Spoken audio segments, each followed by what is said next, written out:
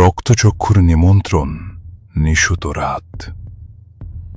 ঝিঁঝি পোকার ডাক ছাপিয়ে মাঝে মধ্যে দূরে কোনো শেয়ালের ডাক ভেসে আসছে। অয়ন তার পুরনো জিপ গাড়িটা নিয়ে মেঠো পথ ধরে এগোচ্ছে। গন্তব্য বড় মামার রেখে যাওয়া সেই পুরনো পরিত্যক্ত শিকারি বাংলো। চারদিকে ঘন জঙ্গল, আর মাথার উপর মেঘে ঢাকা আধখানা চাঁদ। লোকমুখে শোনা যায় এই জঙ্গলে একসময় এক জমিদারের অকাল মৃত্যু হয়েছিল, যার লাশটি কোনোদিন খুঁজে যে পাওয়া যায়নি। এক নিষিদ্ধ প্রবেশ।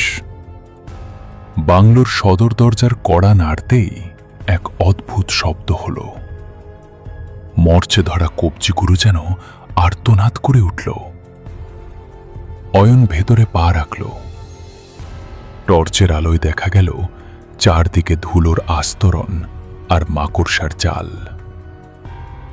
বাতাসের গন্ধটা কেমন যেন অনেকটা পচা মাংসের মতো। অয়ন নাক চেপে দোতলার লাইব্রেরি ঘরের দিকে এগোল। হঠাৎ তার কানে এলো একটা ভারী আওয়াজ, খস খস খস। মনে হচ্ছে কেউ একজন বিশাল ওজনের কিছু একটা মেঝের ওপর দিয়ে টেনে নিয়ে যাচ্ছে। শব্দটা আসছে ঠিক মাথার ওপরের ছাদ থেকে। অয়ন নিজেকে বোঝালো হয়তো বড় কোনো ইঁদুর বা বাদুড়। দুই সেই কফিন ও বিভৎস রূপ সিঁড়ি বেয়ে উপরে উঠতেই অয়ন দেখল এক কোণে একটা বিশাল কাঠের সিন্দুক বা কফিন পড়ে আছে। কফিনের কাঠগুলো কালো হয়ে গেছে, আর তার উপর খোদাই করা আছে অদ্ভুত সব সাংকেতিক চিহ্ন। কৌতূহলের বশে অয়ন কফিনের ঢাকনাটা সরাতেই তার হৃৎপিণ্ড যেন এক মুহূর্তের জন্য থমকে গেল। ভেতরে শুয়ে আছে এক বিশাল দেহী পুরুষ। তার চামড়া কুঁচকে হাড়ের সাথে লেগে গেছে, রংটা কালচে নীল। পরনে সে পুরনো আমলের জমিদারি পোশাক, যা এখন ছিন্ন ভিন্ন।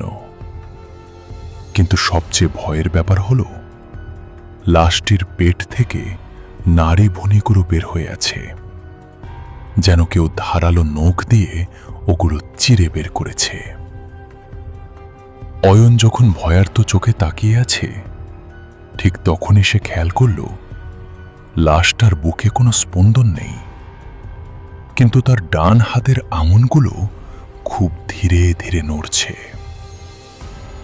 তিন জ্যান্ত প্রেতাত্মা। অয়ন পিছিয়ে আসতে গিয়ে দেয়ালে রাখা একটা ফুলদানি ফেলে দিল। বিকট শব্দে সেটা ভেঙে চুরমার হয়ে গেল। আর ঠিক সেই মুহূর্তে কফিনের ভেতর থেকে